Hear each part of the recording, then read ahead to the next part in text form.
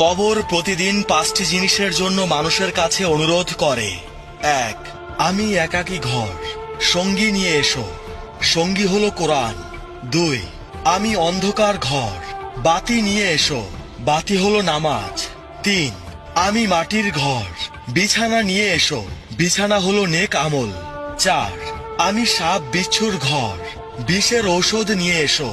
ঔষধ হলো দান সাদকা। 5, আমি প্রশ্নের ঘর, উত্তর নিয়ে এসো। উত্তর হলো কালেমা ও জিকির। দয়া করে 3 জনকে শেয়ার করে জানিয়ে দিন। আল্লাহু আকবার।